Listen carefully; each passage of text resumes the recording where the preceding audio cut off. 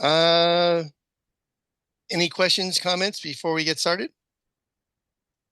So no math questions, correct? Well, I have a worksheet here that I went ahead and, but there was no algebra. It's strict arithmetic and long division. Okay, I think we can work with that. Okay. You don't have to show your work. I just am interested in the answers. So there's no partial credit. Hmm. Um, And you're not grading on the curve? so yeah, you're going to get an A.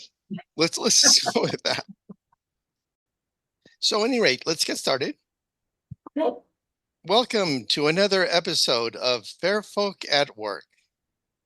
My guest today, well, she's seen a lot of shows at Fair. She's worked at a lot of shows at Fair, and she's written and worked at a lot of shows outside of Fair.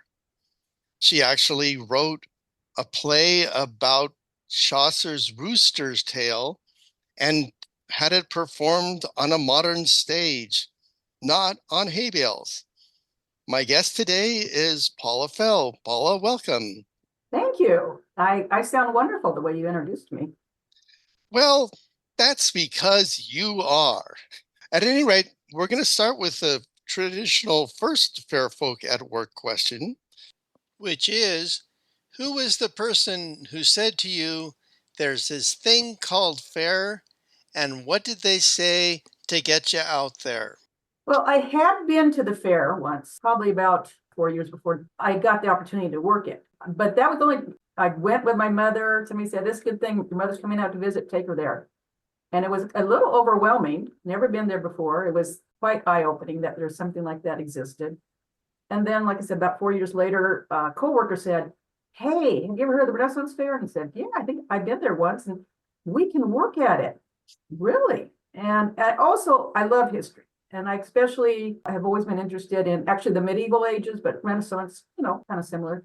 I thought, well, that could be fun. So we went out and checked it out. Who was this person? Do you remember? Yeah, her name was Linda Bragg.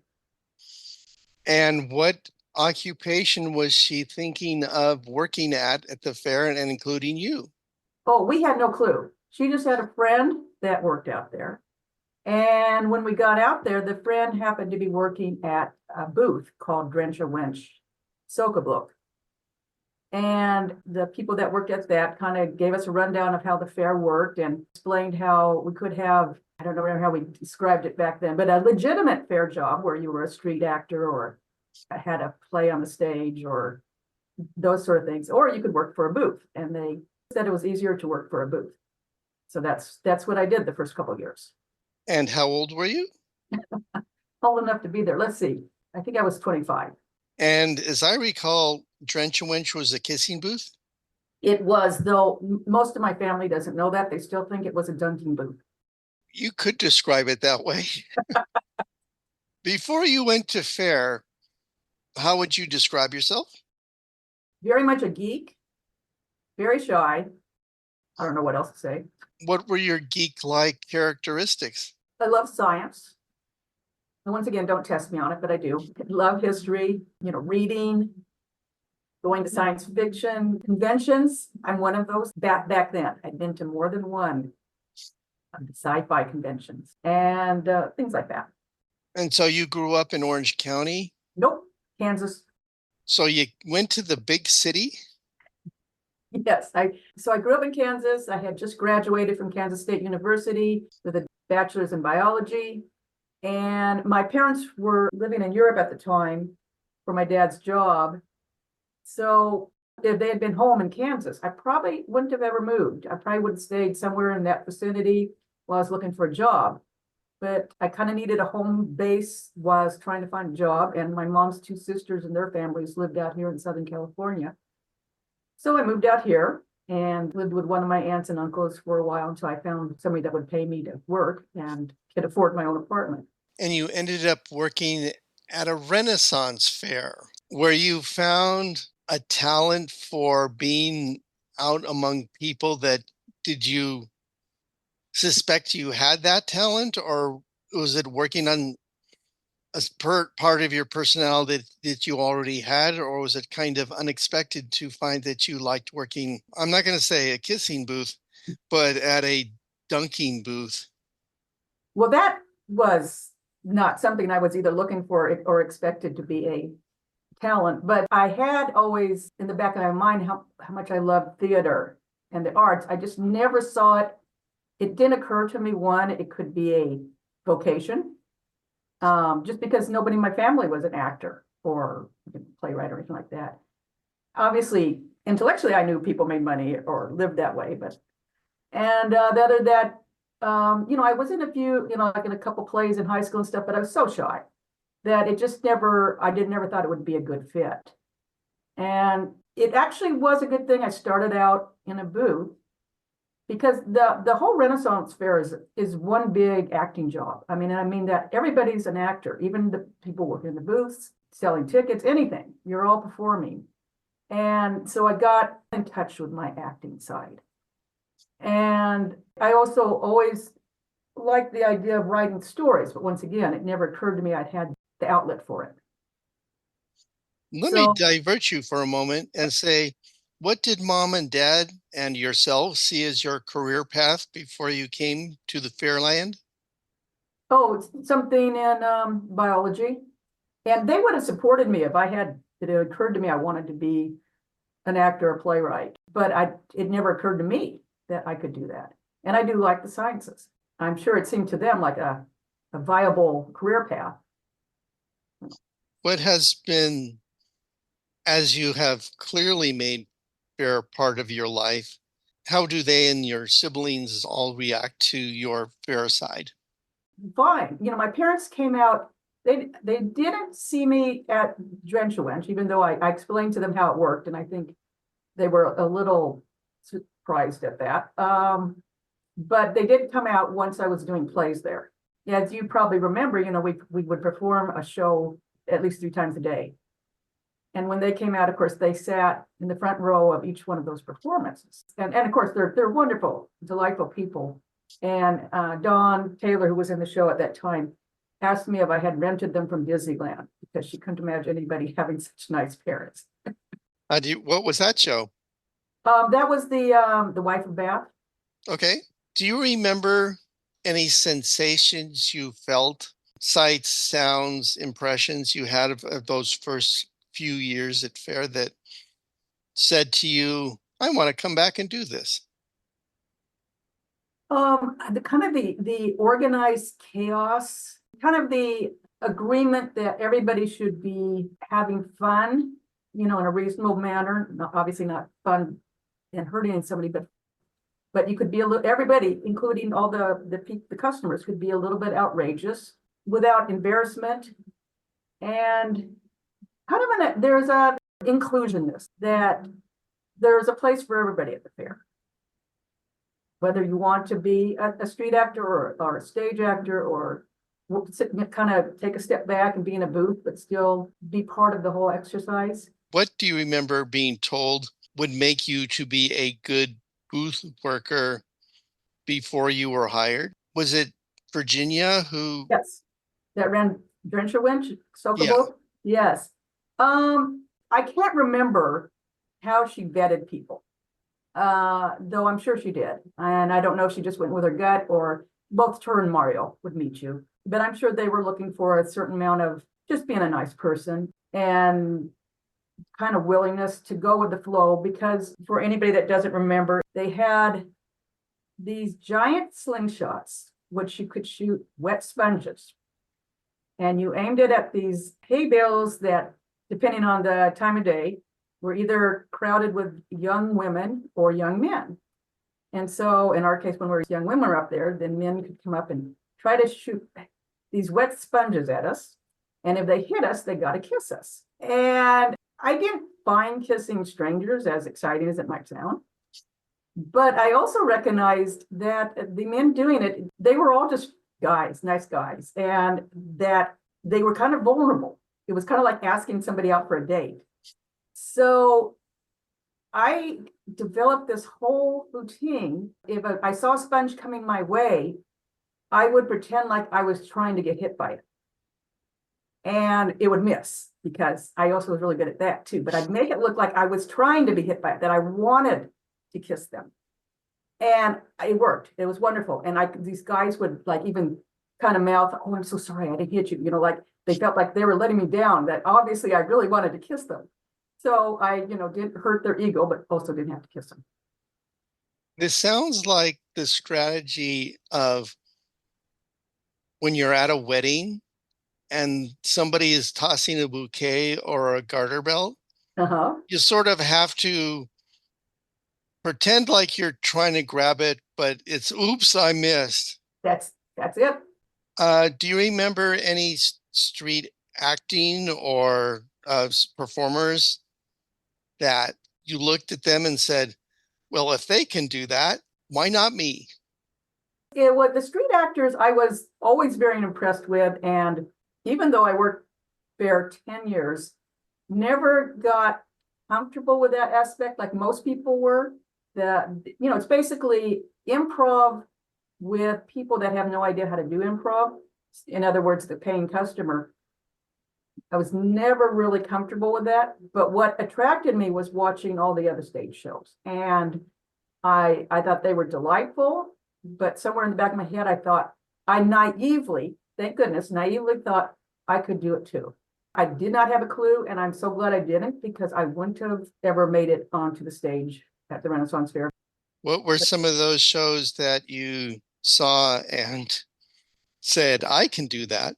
Well, there was these guys, Mark and Dan, and I don't know who else was with them, and they were doing some kind of, I don't think it was the King Arthur one. I can't remember which one. We did the dueling bucket for a while. Yeah, I think it was the dueling bucket at that point. Well, we had an idea kind of what we were doing. We had the goofy peasant just wandering around on stage lane of the performance skills. I like to think we actually worked pretty hard to make it look how simple we were. Well, you put a bucket on Greg, and it's clear you're not doing Shakespeare. But maybe you are at some level. We were on some level, fairly well hidden. What other shows other than ours? I can see them and I can't remember the titles, but I would try to catch everyone I could. When thinking back, I was definitely stage struck. I just loved the shows at Fair. And like I said, I really I had very little background in theater. And so I had no clue of how difficult, I wouldn't say difficult, but it is an effort to put on a show. First of all, to write one, to organize get actors, rehearse, all the stuff that goes with it.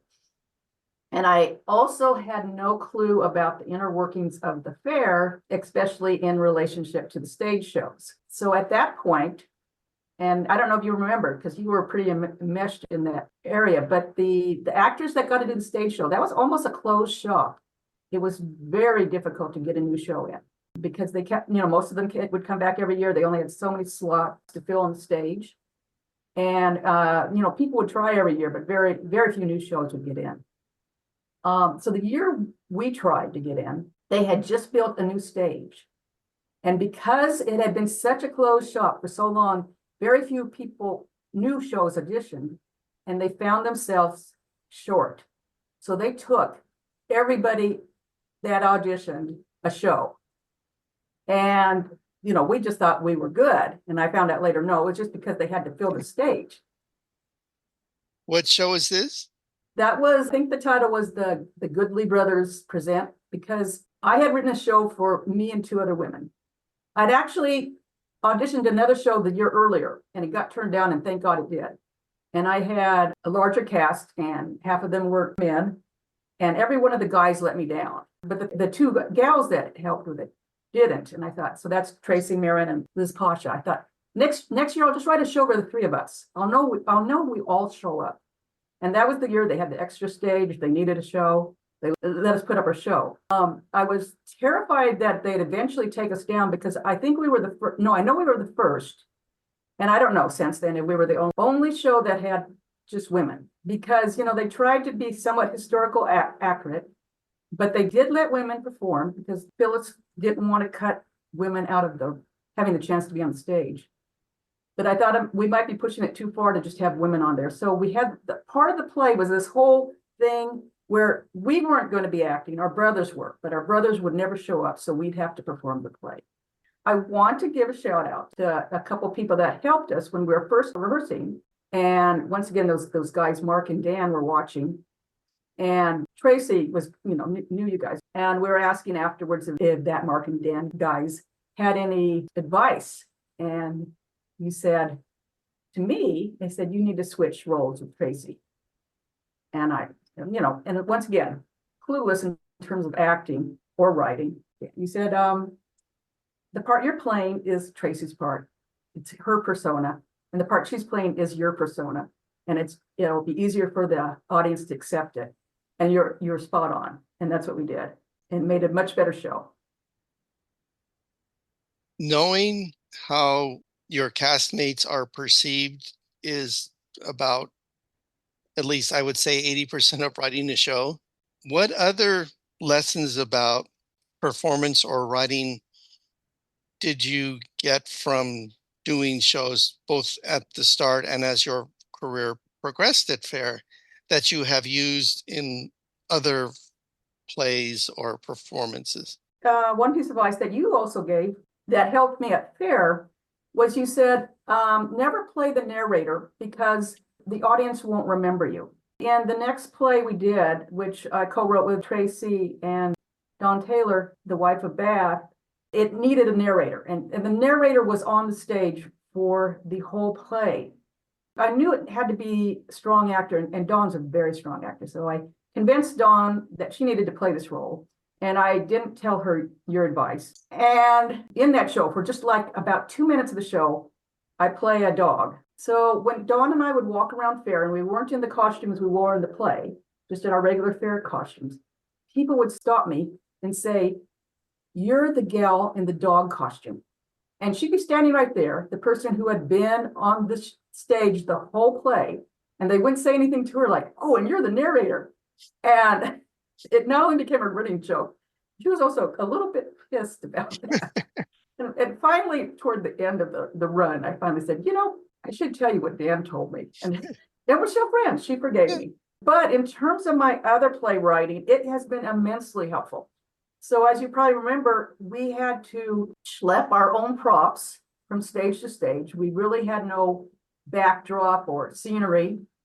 And so it was very minimalistic. You wanted to have your cast as small as possible because there was less people to organize. And you had to tell the story very succinctly without a lot of help from, like I said, from scenery or props or anything like that. It has helped me write as I've gone on. And whenever I write a play, even though in my heart I'm dreaming that someday a play will be on Broadway where they could have helicopters and giant puppets, I always think, okay, I'm writing it like it's for the fair, minimal sets, minimal any kind of special effects.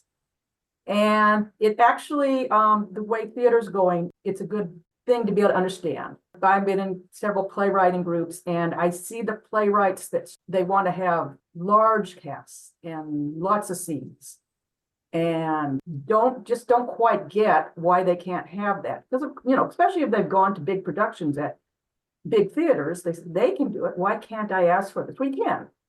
But if you want your play done in more than one place, they're more likely to gravitate towards something that is easier to put on.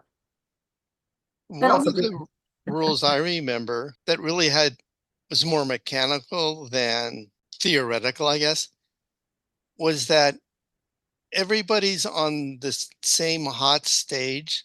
So if you're writing, you give everybody about the same size of parts. You can reward the actors for being in a truly awful environment by at least giving them some lines to justify being on stage. Absolutely. Absolutely. And make sure that everybody gets at least a joke or maybe a scene of their own that they can shine in. And I also remember one of my also rules is that everybody gets paid the same. Yes. I mean, because again, for the same reason. I mean, well, first of all, nobody's going to get paid a lot. So it's the difference between $8 in food tickets and $12 in food tickets or something like that. Truly not a life-changing amount of money. Yeah, you're right. I have always, that's something I always try to have in my plays. I also think it's something you get from being an actor, not just a playwright, is that you realize the commitment and time that somebody has to put into it. And you should never reward them with a part that not only isn't worth playing, but that they wouldn't want to invite their family to see. Something that, everybody should have a part that they're excited to play. Yes. Make sure everybody gets their moment to shine kind of thing. When you're conceptualizing a play, do you have the audience in mind and what their characteristics are? Or do you have an actor in mind and what their characteristics are as you're writing? That is a very good question. I don't, from the outset, have the type of audience in mind. That does come, I do start to think about that as the play gets to the point where I need to start rewriting it, which is where you really make a play strong. The first draft is driven by whatever the idea was. I get some kind of idea, and I have lots of ideas, but most of them get to be stuck in this drawer or in the way back of my brain.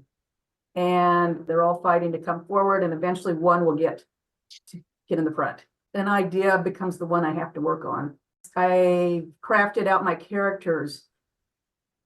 Often, not always, but usually I try to envision the character either as somebody I know in real life or as an actor who I think would play it brilliantly. That really helps me hear their voice. Occasionally I have a character that's just in my brain and I just have to find its voice somehow. But usually I know somebody, I think that is how that character would talk. Have you ever cast anybody who was the original voice in your mind? Short answer is no, because every reading or production I've been involved in, I've left that up to the director, which is like 95% of the time is absolutely the right choice. And I love what a director can bring to the play. They often bring things I don't see. The one time the answer is yes, is for a while, we were doing a sitcom for cable access TV. And the scripts I wrote for that, I took the actor I knew that wanted to be in the show, and I used them, their characteristics in terms of how they talked, and built the character around that. So they might not be anything like the character that ended up, but I used just kind of their presence and their cadence and stuff like that for the character. Did you like working in TV? It was, we had a great time. It's like the Renaissance fair of TV, about as low budget as you can get. And, something we were producing for ourselves that showed up on cable access, but we had a great time. It was so much fun. What was the show and its premise that you worked on? It was called The Rotten Show, spelled WROTTEN. The idea was that there was a character named Craig Broughton, as he would pronounce it, who ran an infomercial company. So every episode they were trying to promote a different product. And of course, it's not a well-run company, and their clients are about the bottom of the barrel type of clients. And so they'd be rather eccentric or odd products being sold. Did you use any fair sort of acting stage techniques, or did you use any fair people as actors in this endeavor? Yes. I was trying to remember who we had. Different people throughout the several episodes, from the fair, from acting classes, from various aspects. We're willing to give up several hours of their life to this absurd exercise. When I look at your name on the internet, I see there's a play called The Rooster's Tale. Well, why don't you explain The Rooster's Tale and its connection to the Renaissance Fair? And yes, that if any of my plays has been influenced by the Renaissance Fair, it would be The Rooster's Tale. The idea came from, there's a show called Mysteries at the Museum, which presents little vignettes of weird moments in history. And they were discussing this true story of, in the Middle Ages, this farmer sees his rooster lay an egg. And back then they believed the only way a rooster could lay an egg is if the rooster had consorted with the devil. And the offspring would not be a chicken, but a cockatrice, which is a monster. And so they put the rooster and the egg on trial. This is all still a true story. And found them guilty of heresy and burnt them at the stake. And I was watching that, I thought, that is a great story, but that rooster deserves a better ending. So I took the idea and turned it into a play. And since it was set in about the same time as Chaucer and his Canterbury Tales, that's where the title, The Rooster's Tale, came from. Because the original title was The Cock Must Die, which I'm still very fond of that title, but That is a great title. I can just see it on a little billboard at fair, on the Drury Creek stage, the immortal classic, The Cock Must Die. I think I could get away with it at the Renaissance Fair, but I was thinking in terms of theaters around the country, I think there was yes. They might have trouble with that on their billboard. So when I was rethinking about titles, Chaucer came to mind. I thought, okay, The Rooster's Tale. When Chaucer had to write about a rooster, I hope I did it right. But what helped was I wanted the language to be somewhat old. I didn't go all the way back to trying to do medieval English because I think you're starting to get into being really hard to understand for the modern audience. But, why waste those 10 years at the Renaissance Fair? Plus, I still had my Ren Fair, How to Speak Basic Fair Accent book. And I just wanted to give a hint of, like an older language. And I've gotten so many compliments on were you able to write that type of language? See, I didn't have to go to college. Well, I did, but not for that. Well, I've talked to both musicians and dancers and actors and writers, and they all have the same variation on how to be period and yet accessible to a modern audience. What for you is that dividing line, and how do you negotiate it? Oh boy, that's a good question. I think you have to read enough of the true Renaissance plays to get how the structure is often different. It's not that as incomprehensible as many people think when they watch Shakespeare, but they do, there's a structure to how they'll present things that is much more convoluted than we talk today. We like to go straight to the point. So what I would do is, instead of trying to emulate that, was to just bring in the these and thous and sprinkle it with words that relate to that time, that were, even if an audience didn't get, they would hear it and think they got it. Like a parenthetical expression was a good place to dump a "God ye good den, prithee," whatever. Yes. To give you that veneer, do you ever use fair devices that were originally developed to keep people's attention while the Queen walks by in a fair setting? Oh, wasn't that such a test and such a way to know if your show was working?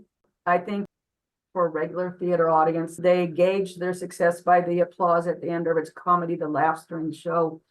And I remember that our highest accolade was that the audience didn't leave, because they could leave at any time.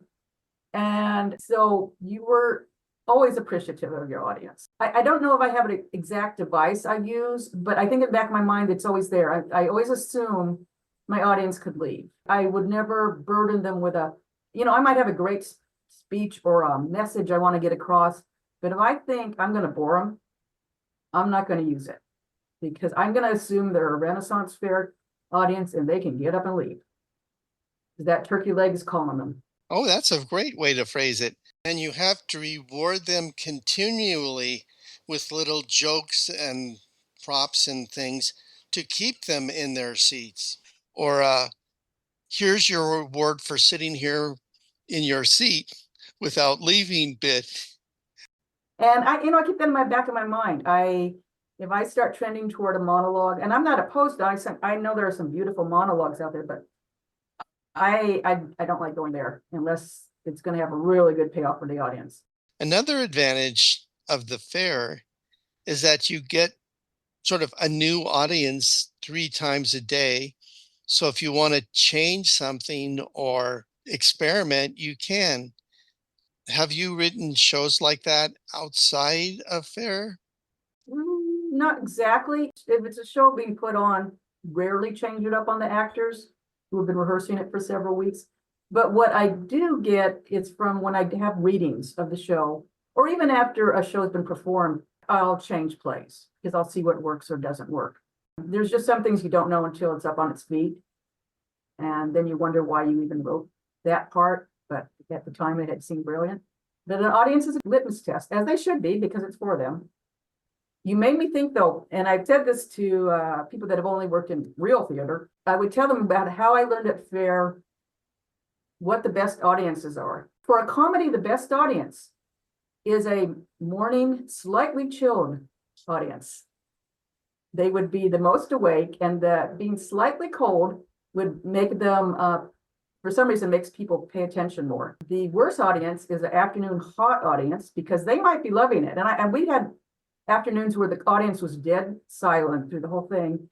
But afterwards, they'd come up and, oh, they loved it. They loved it. They thought it was the funniest thing. But they were so hot, they didn't have the energy to laugh.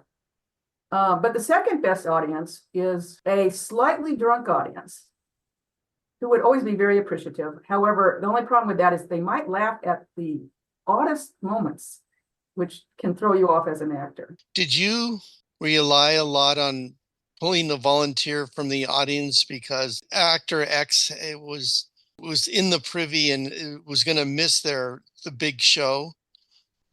No, we never pulled anybody on stage. We had one bit where I would run into the audience and sit there like I was an audience member. And Dawn would be, quote unquote, talking to the audience. And I would be yelling out what was supposedly the audience's answer to her questions about the play.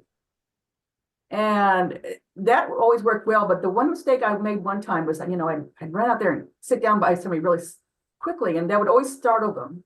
And I would usually turn and say, hi, having a good day at fair. And then we get on with the business.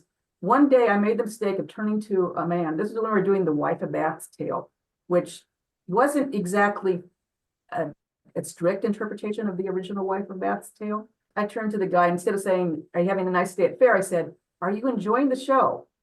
And he said, well, it's good, but I wish it was more accurate to the real story. And of course, I had nothing to say to that. Yeah, thank you for your viewpoint, sir. I thank thee muchly for thy fine opinion, Yes. but shutteth up. It's kind of like a law thing, they say when you're a lawyer and you're in court, you should never ask a question you don't already know the answer to. And so I realized, that's where that comes from. You and Mark were always, and Greg, you had a lot of fun with that. I thought it was daring as far as I was concerned. Well, the way to make it non-scary is to set up the premise with the patron that no matter what they say, you have an answer for.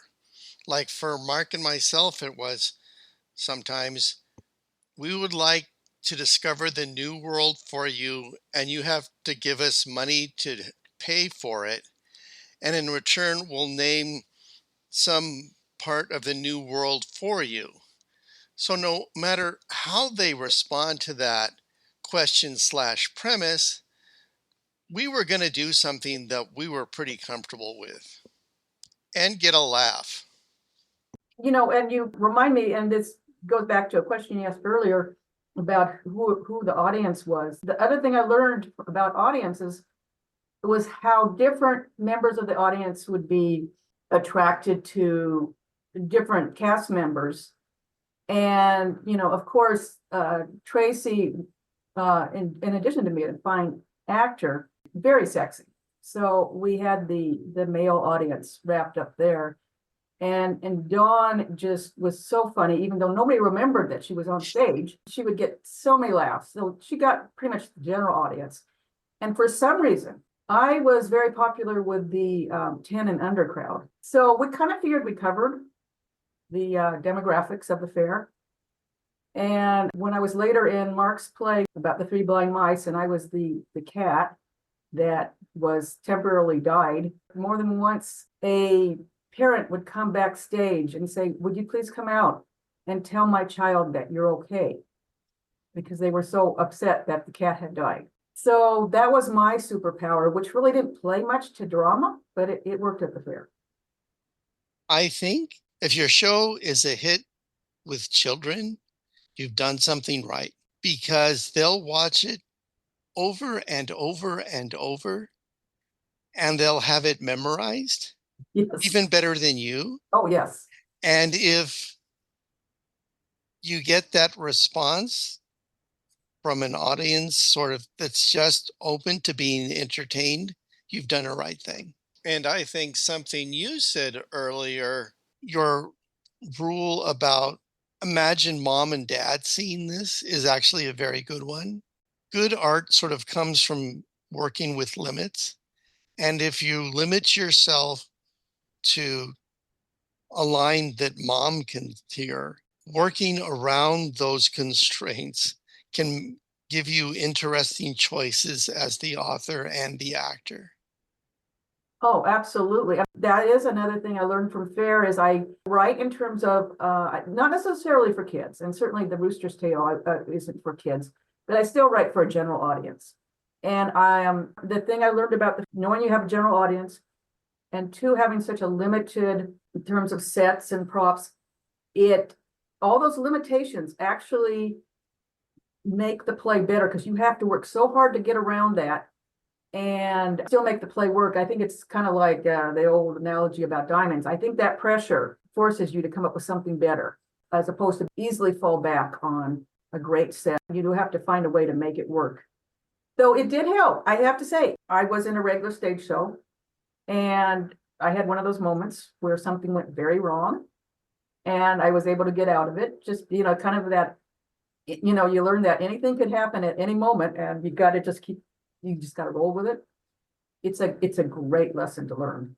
One thing out at fair that, like Daniel and Jess and those people have noted, was that you had a weird sort of style of acting that was only at fair, where you had a character playing a character playing a character in the play. So you had Bob the Butcher playing the donkey in whatever play the donkey's in. And so it made improv through a show actually easier. So if something went wrong, you had another layer that you could immediately fill in whatever was going wrong. So you just weren't Puck in Midsummer's Night Dream and that was it. You were the butcher playing Puck playing in Midsummer's Night Dream. Have you ever used that additional layer in your writing of a non-fair play? I would say no. But you remind me of it. I think I might have to think about that. That did work well. Maybe that Shakespeare guy knew something. Oh. Well, let's try a role play. It's Thanksgiving.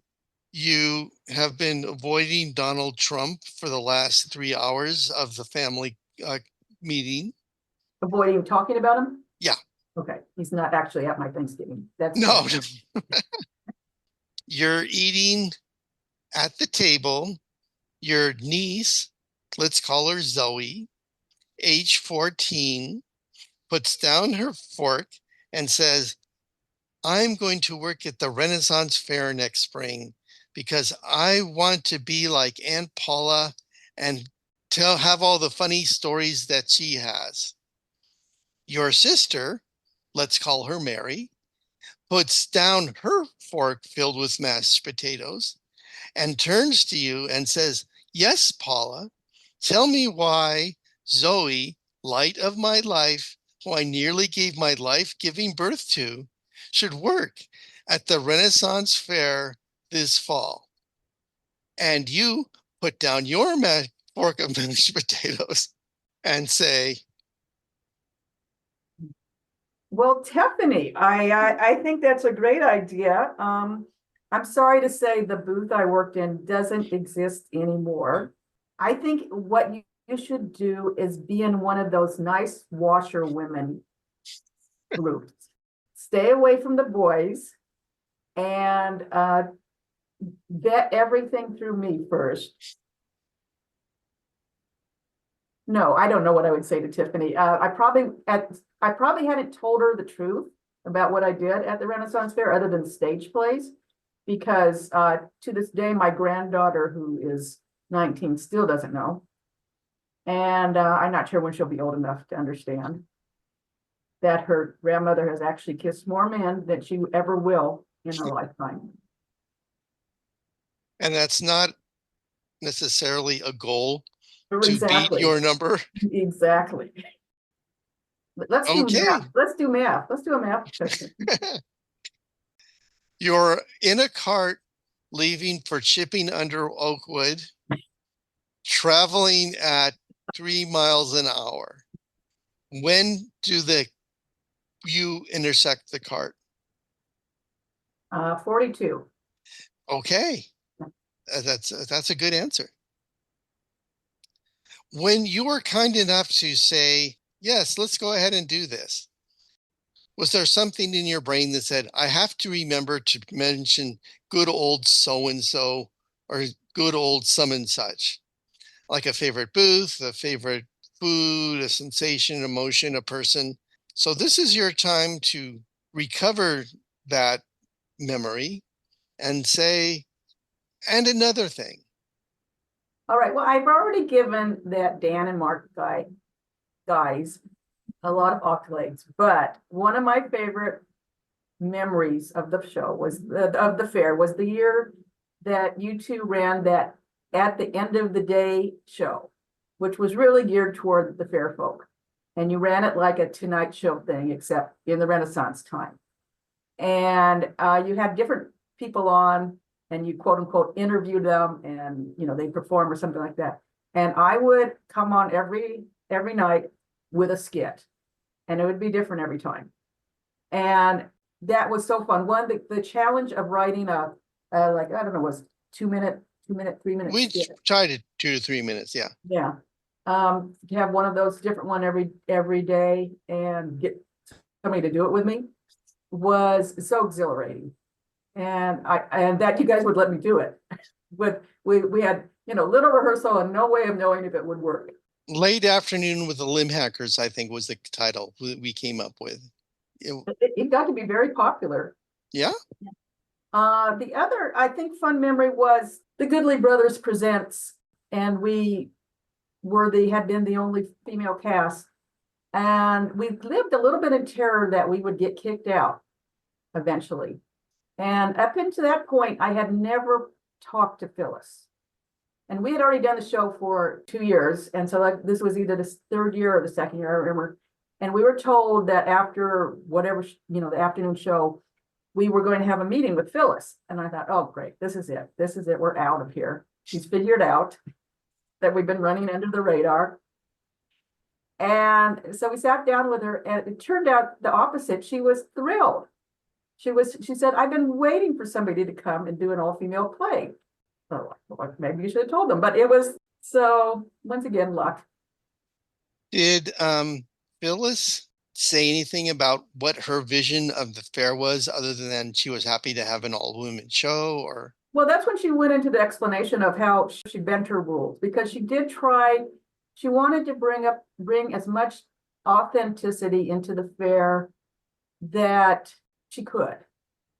She wanted people to come there and have a real, not just a fun experience, but really get a taste of the history. And she said, I had bent that rule with the stage plays, because she didn't want female actors to get, not have any opportunities. And that's what she said. She had never promoted it, but she was thrilled that we came along and pushed that a little further, because it was the one area that she definitely wanted to bend the rules, that let a little authenticity go. But it was just more that she had the love of history. She wanted people to learn, but at the same time have fun doing it. So it wasn't like a history lesson, like it's kind of came in sideways, which I think is a great approach. Like you said, I don't write a play that has the message hit you over the head, that, hopefully you'll get it by the end of the play, but my first goal is that you're entertained. And then if at the end of the play you go, aha, what a clever thing she said, that's great too. Well, okay, this will be my last question. You have just been awarded the highly coveted Phyllis Patterson Award for Lifetime Achievement in Fair Skills Applied to Life. The band has been told to sit on its hands, and you have as much time as you like. Give me your acceptance speech. Listen, nothing I could have done at Fair would have happened without different people that acted with me and wrote with me. So, Tracy and Liz and Dawn, and then Eric, who was later in our Wife of Beth show, Mark, who directed us. It's a team effort. You're not doing it by yourself. And then all the people that, everybody's so supportive of each other.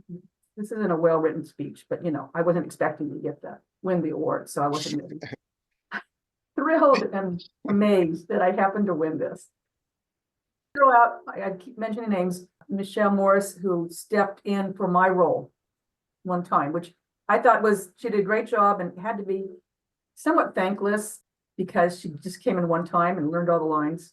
Michelle is a good person. She is. She is. Maybe she'll end up on one of these things someday. Indeed.